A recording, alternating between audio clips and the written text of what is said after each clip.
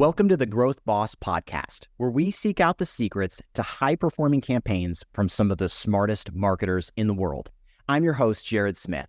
Today, I have Gabriela Covay with me, and she's going to teach us what it takes to get 45 links from digital PR in 30 days or less. Gabriela, thanks for being here today. Thank you so much for having me, Jared. Absolutely. So for people who may not know you, can you give us kind of a quick little 60-second overview of your background? So I am a digital marketer. I've been in the SEO industry since, I would say, 2009, when I started with helping my mom out, my parents building their website, getting into SEO back in the day, inserting meta keywords and ranking super high. That era is way over now. So I've been in the industry since then, and just really have noticed how everything has changed, and I'm aware of like the strategies that work, that don't work, and now we focus primarily on SEO and digital PR. And we serve clients worldwide. Yeah, we help them get the best backlinks in the world. I should say earn the best backlinks. Yeah, we never buy them. Right. Awesome.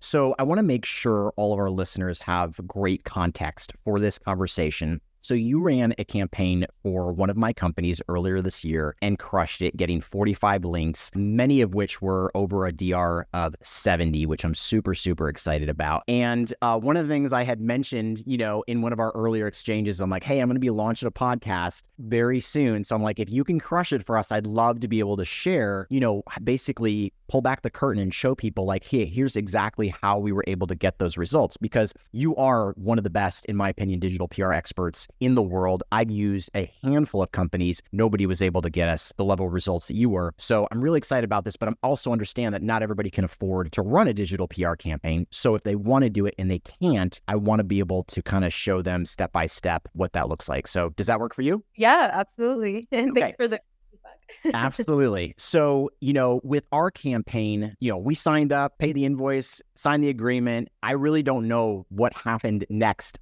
on your side. Maybe you could kind of share what that first kind of process looks like. Yeah. So the first thing that we did really was take a look at your website. Take a look at what Joy Organics is all about, what the brand represents. Beyond just the products it sells, what does the brand represent? So we always try to think in terms of themes, website themes. What are the themes that center around Joy Organics? Well, it's healthy living, it's mindful living, it's a lifestyle brand that espouses that feeling of just relaxation, not being too stressed, just living a very balanced life. We started working backwards from there. Okay, so what can we do now? What kind of a campaign idea can we come up with that resonates with the Joy Organics brand? And at the time, people were during the pandemic, they started working from home remotely, right? And then after the pandemic ended, everyone had either like a remote job or like a hybrid sort of work situation. And, initially everyone's like, yeah, great, work from home, awesome, no stress, like I can do everything I want. But, it didn't really turn out that way, because I don't know if you're kind of like me, when you work from home and you've got kids running around, you've got all these demands that are placed upon you, pressures from your work, from your life. It's not what it was made up to be, right? What everyone thought it was going to be. And so a lot of people were ending up getting stressed out, especially ones that worked in corporate jobs. Right. So we thought, what if we, surveyed people and determined like the ones that had a corporate role, a corporate job, like what would it take for them to escape this corporate life? Like what desires do they have? What sort of like, we wanted to tap into their inner, like their mind, like what were they thinking about? What would it take for them to escape this sort of like rat race? We call it a rat race. Which I thought was very clever. Yeah. Yeah. So rat race, like where would they want to live? If they can get away from their corporate life, from the city that they live in, where would they go? So it was really tapping into people's like hidden desires and wishes. So we ran a survey of 3,000 respondents, and it was like essentially a poll, and we figured out like, where do people want to move to? Yeah. And the results were quite surprising. So of course we had like lots of places in Hawaii, right? But then there were some places in like Tennessee and some other kind of more like unknown places that people would love to live in, because those locations offered a more like tranquil, like relaxing lifestyle that is very sort of like encompasses the Joy Organics ethos. Yeah. So that's essentially what we did. We created a ranking of 150 of the top locations that people want to move to. And then once we had all that data, we crunched the numbers and everything, and then we illustrated the results in a nice infographic in a table. And then we identified the right journalists to reach out to that might be interested in covering the story. And then we drafted our press release, our outreach message, and we just went to work. It was just the outreach for 4 weeks, essentially. Okay. So the first thing that stood out that was surprising to me, because again, obviously I wasn't on your side, I'm just on the customer side, but that you guys really looked at the heart of the brand and tried to figure out something that would really resonate with our audience, with the brand as a whole, which I didn't know. When you came up with it, I was like, oh, that's just an amazing idea. I didn't understand kind of the thought. But for somebody who may be struggling to come up with the creative ideas, what are some hacks or tools or things that you guys use to, obviously, the average business owner knows, okay, here's what my brand represents. So they understand the heart of their business, but they may not be like, oh, you're creative. I'm not maybe a creative. How do I come up with this idea? I mean, there's so many different techniques that you can try out. You can look at existing campaigns that have been done that have performed really, really well in your industry. Just do a quick Google news search. I have a specific Boolean search that I use. I use like an industry term and then a study or poll or ranking or survey. So that will pull up all the campaigns that have been done by other companies in your industry that have actually landed coverage in the media. So then you can sort of like reverse engineer the ones that the campaigns that have performed really well. Obviously, you don't want to be a copycat. You want to, that's just intended to really get your creative juices flowing. So you can do that. You can look at that. You can also, if you want, you can use ChatGPT.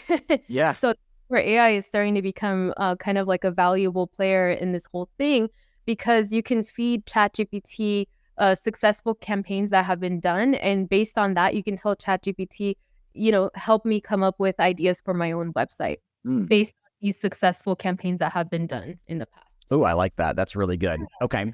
So let's say I come up with my idea.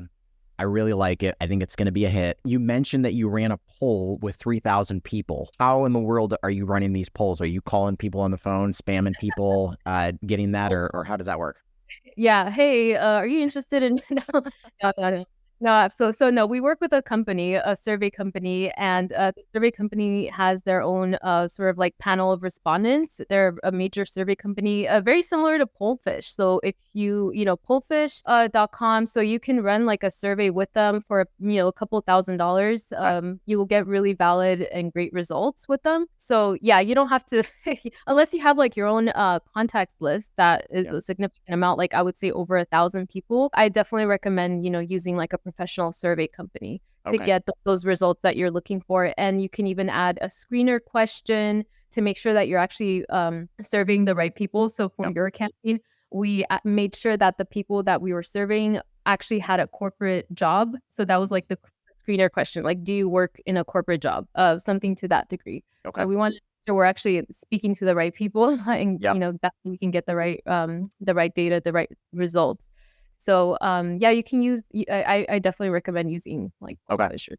Yeah. Perfect. Okay, and we'll link that up in the show notes for everybody that may want to use that.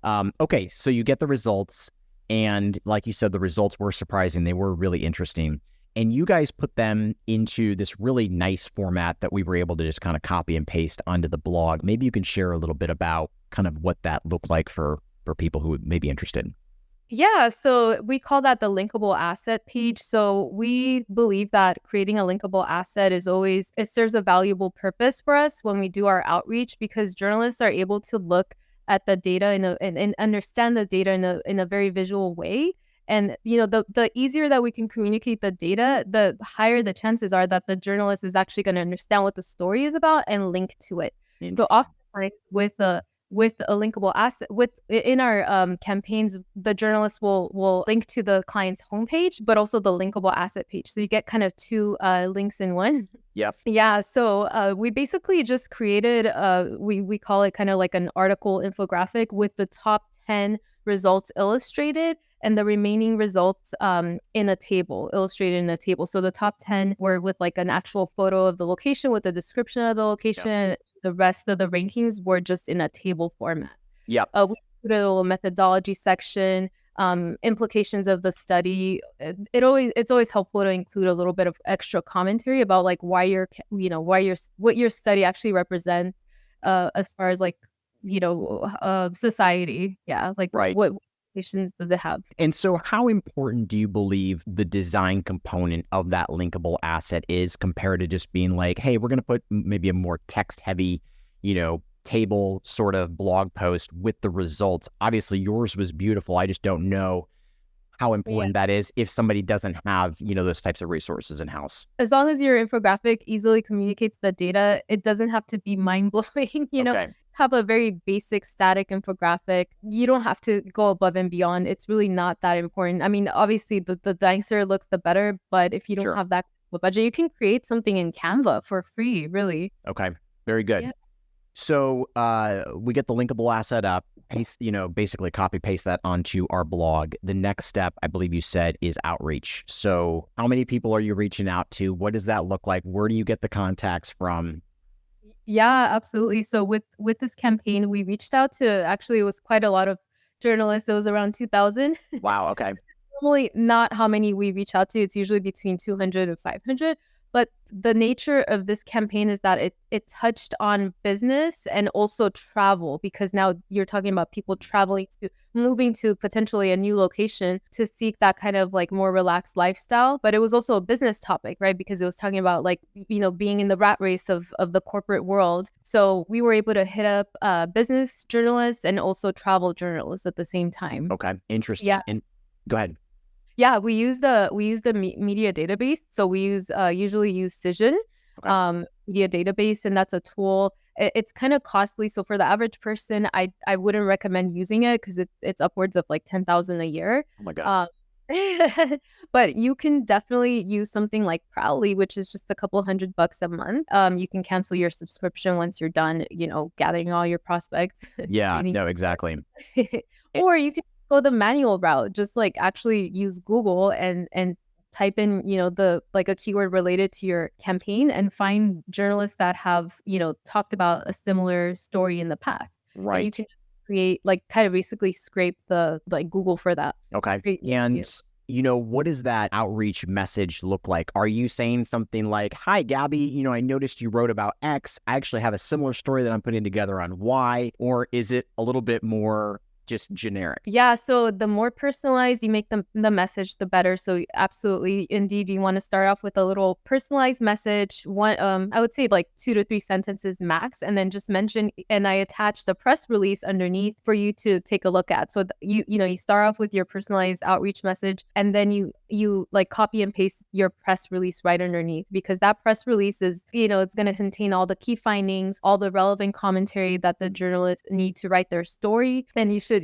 include that there. But make sure that the press release is not more than 650 to 800 words. That's a good kind of rule of thumb. Otherwise, the longer your press releases, again, ADHD, right? People don't have time to read so much content. Yeah, you want to really from the very beginning. Okay. And are there any other nuances, little secret hacks that you use to get, that reporter's attention? Or, do you send follow-up emails if they don't respond to the first one, or kind of, is there anything else that goes into that? Yes, absolutely. So we monitor if the journalists have actually opened their email.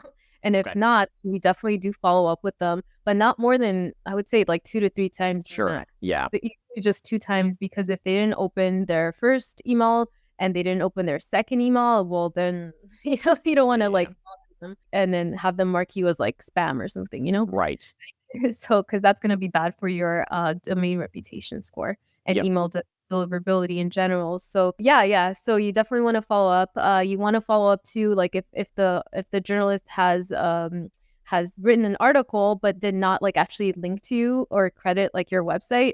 And then you can just say, hey, like, I noticed that you featured us in your article. That's awesome. Thank you. But you didn't link through to our website to provide us credit. Can you do that? Or something along those lines. Okay. Because obviously, digital PR is awesome. But if you're not getting a backlink, then the impact diminishes significantly.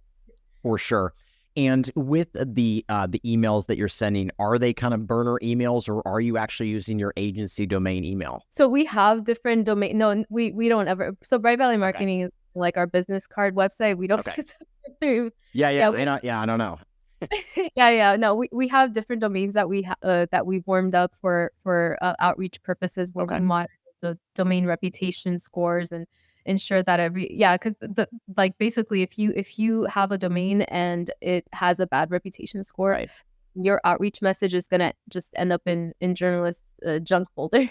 Right. Exactly. Yeah, we have like a really techie like email deliverability guy on our team that handles all that. It's like an area that's sort of like outside my expertise, so he handles that. And if our domain reputation score drops, like he will tell us, hey, like this is not good, so we're able to go back and look at the email or something that we did in the outreach message that triggered a spam filter. We can reverse engineer.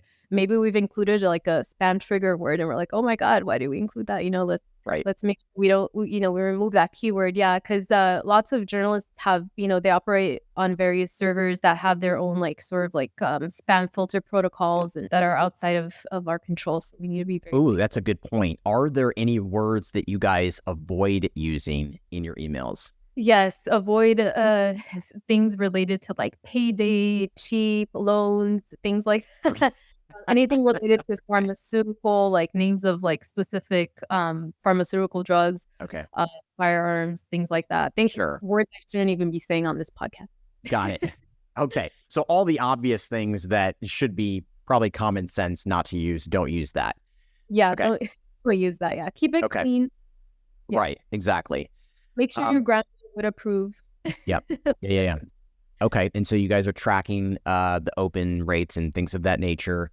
And then you're following up, maybe a couple times. Obviously, don't want to burn any bridges because, again, you're going to have another client that month that may have a relevant campaign for that writer. And you're going to want to be able to reach out and, not have them be like, no, stop emailing me about this stuff. Yeah, you need to be respectful, and you need to understand that these people are humans, and they're just don't harass them, basically. Yeah. Okay, cool. What else? You do the outreach, and then ultimately it was kind of waiting for the results to come in. Is there anything else that kind of goes into making a successful campaign?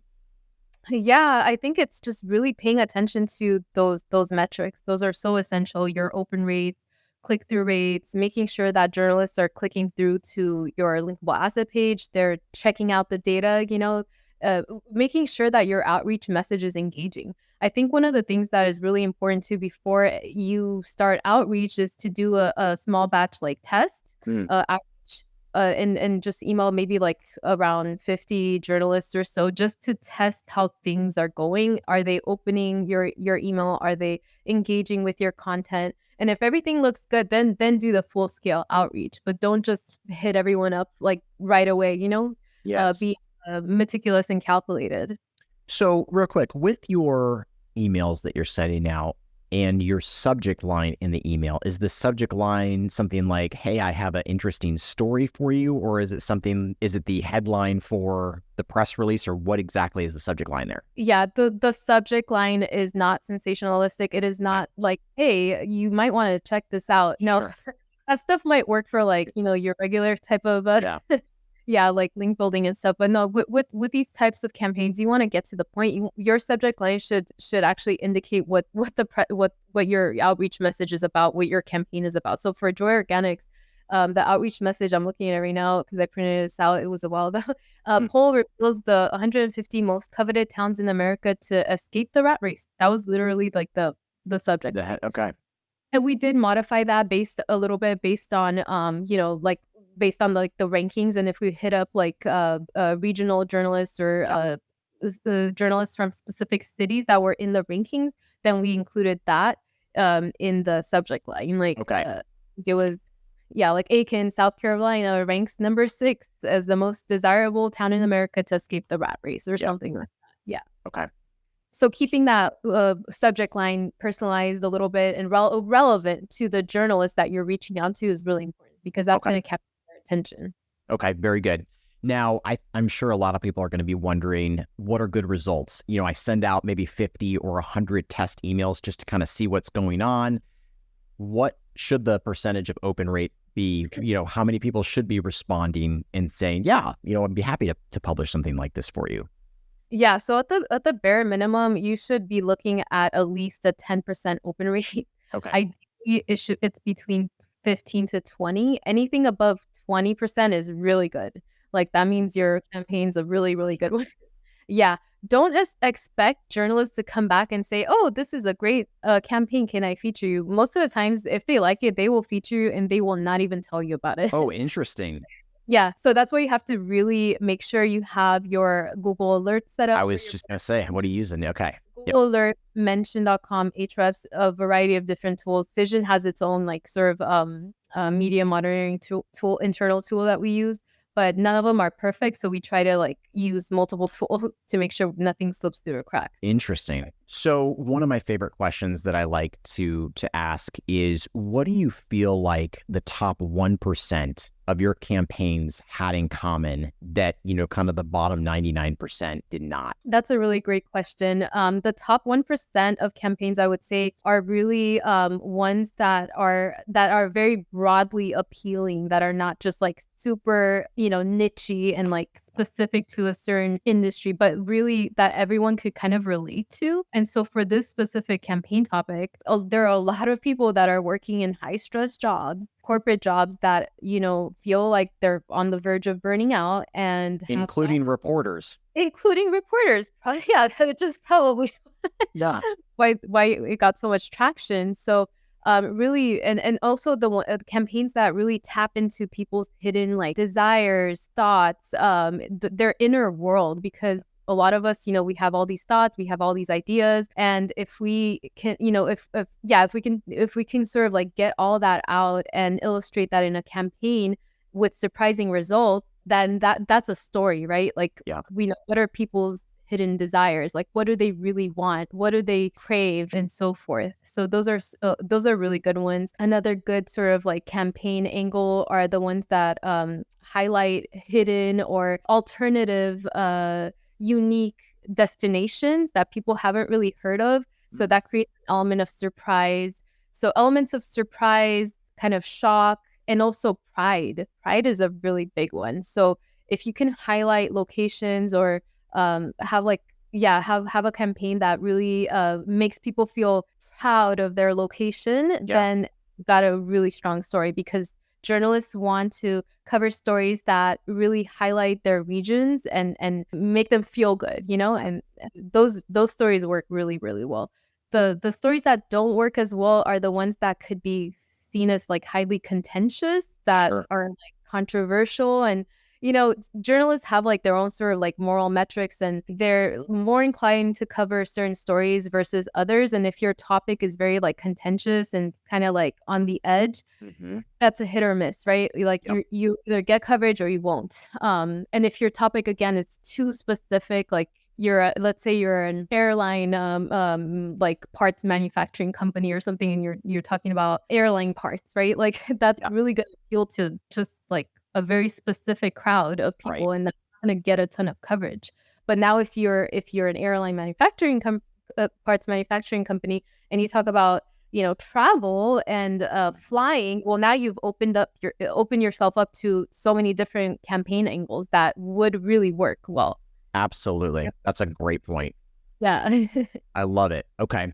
So in the pre-recording component of this show, before we hit play, I told Gabby that I had a surprise to share based on the results from the campaign that she ran for us. So the main keyword that we target with this particular company that I'm a part of, we've ranked top 3, top 4 for all of our keywords, except for our most competitive keyword for the 5 years that we've been running the company. And our average ranking before you guys started that campaign was, I would say, between 15 and 20. Now, this particular keyword has a keyword difficulty of 97 out of 100.